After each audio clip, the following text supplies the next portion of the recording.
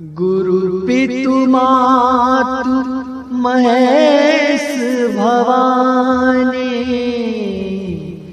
प्रणवौ दीन बंधु दीन दानी, सेवक स्वामी सखा सिय पी के, हित निरुपधि सब विधि तुलसी के। बोलिए सियावर रामचंद्र भगवान की जय। पवन सुत वीर हनुमान जी महाराज की जय। उमा संग महादेव जी की जय। आज से श्रावण मास का पावन पर्व प्रारंभ होने जा रहा है और सोमवार का पावन दिन, शिव जी का प्रिय दिवस और श्रावण का महीना और भगवान श्री राम की कथा हम सबका परम सौभाग्य है। आइए श्री हनुमान चरित्र के पावन मंगलमय प्रसंगों में आगे हम प्रवेश करते हैं। श्री हनुमान जी महाराज के प्रेम से भरे वचन सुनकर जानकी माता को विश्वास उत्पन्न हुआ। ध्यान दीजिएगा, वाणी में बहुत शक्ति होती है, वाणी का बहुत प्रभाव होता है, वाणी का भी सत्व होता है। वाणी का उपयोग कोई अच्छा बोलकर भी कर सकता है और वाणी का कोई बुरा शब्द बोलकर भी दुरुपयोग कर सकता है। भगवान का नाम लेकर, भगवान की स्तुति करके, उनकी कथा कहकर, उनका नाम लेकर हम अपनी वाणी को पावन बना सकते हैं। और कोई किसी की निंदा करके, चुगली करके, गाली देकर, अपशब्द कहकर वाणी का दुरुपयोग भी कर सकता है। वाणी का प्रभाव अपना अलग ही होता है।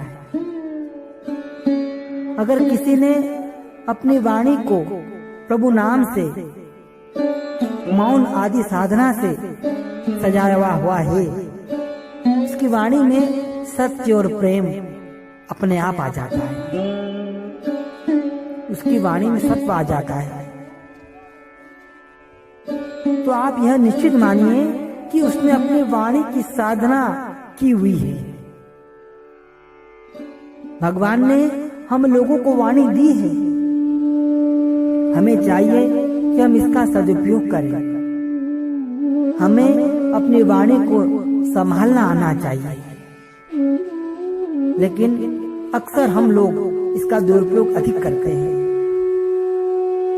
बेकार की व्यर्थ बातों में ज्यादा अपनी वाणी को लगाते हैं। करुणामय प्रभु ने बहुत मूल्यवान धरोहर के रूप में हमें वाणी प्रदान की है। संसार में अनेक प्रकार के प्राणी हैं, पर मनुष्य के लिए तो यह वरदान के रूप में ही प्राप्त है। हमें इसे संवारना और सजाना चाहिए। भगवान के भक्त, संत, महात्मा गण अपनी वाणी को इतना प्रभुमय, सत्यमय, प्रेममय बना लेते हैं कि उनकी वाणी सुनकर दूसरों को भी प्रभु प्रेम उत्पन्न हो जाता है। कबीरदास जी भी वाणी के विषय में कहते हैं, कई संतों ने वाणी के विषय में कहा है, ऐसी वाणी बोलिए मन का आपा खोए, ओरन को शीतल करे आप ही शीतल होए। साधु महात्मा अपने वाणी की साधना से ही जो बोलते हैं वो सत्य हो जाता है। वाणी में अपना एक अलग ही बल होता है। कोई किसी की बात पर विश्वास करता है तो अवश्य ही कहने वाले ने अपनी वाणी की साधना अवश्य की होगी।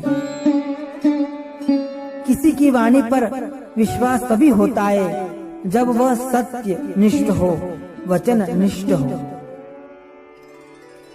संसार में हम देखते हैं कि कई लोगों के वचनों पर किसी को विश्वास ही नहीं होता और किसी की वाणी पर विश्वास हो जाता है। जिस पर विश्वास होता है उसने अवश्य ही सत्य की साधना की हुई है, ईश्वर की साधना की हुई है। और जिस पर विश्वास नहीं होता, क्योंकि उसकी वाणी में सत्य नहीं है, उनके वचन टिकते नहीं हैं, कहते क्या है और करते क्या है। और वाणी की भी अपनी एक साधना होती है। संतों की वाणी में वह साधना होती है, उनकी वाणी में प्रभु का नाम होता है। और जो उनकी वाणी को प्रभावशाली रूप से प्रभु नाम में इतने डुबो को रखती है, साधना से, सत्य से, प्रेम से, करुणा से, प्रभु नाम जपने से, मौन रहने से और संयम से वाणी में बल आता है। हम सबकी वाणी पावन और पवित्र हो। इन विविध साधना द्वारा हम अपनी वाणी को प्रभावशाली बनाएं। इसलिए भगवान का नाम हमारे वाणी पर हो, मौन की साधना हो और संयम हो, तो हम सबकी वाणी प्रभावशाली बन सकती है। और इसी वाणी के द्वारा श्री सीता जी को विश्वास होता है। एक अनजान व्यक्ति भी जब किसी पर विश्वास करता है तो उसकी वाणी का ही प्रभाव होता है। इस अनजान प्रदेश में एक अनजान व्यक्ति का मिलना और उसकी वाणी पर विश्वास करना, ये हनुमान जी की श्रेष्ठता है। अपनी वाणी से माता जानकी को विश्वास दिलाना, ये हनुमान जी की सफलता है। अब आगे इस प्रकार से कथा आगे बढ़ती है। कल हम फिर पुनः कथा में प्रवेश करेंगे। आज इतना ही। बोलिए सियावर रामचंद्र भगवान की जय। पवन सुत वीर हनुमान जी महाराज की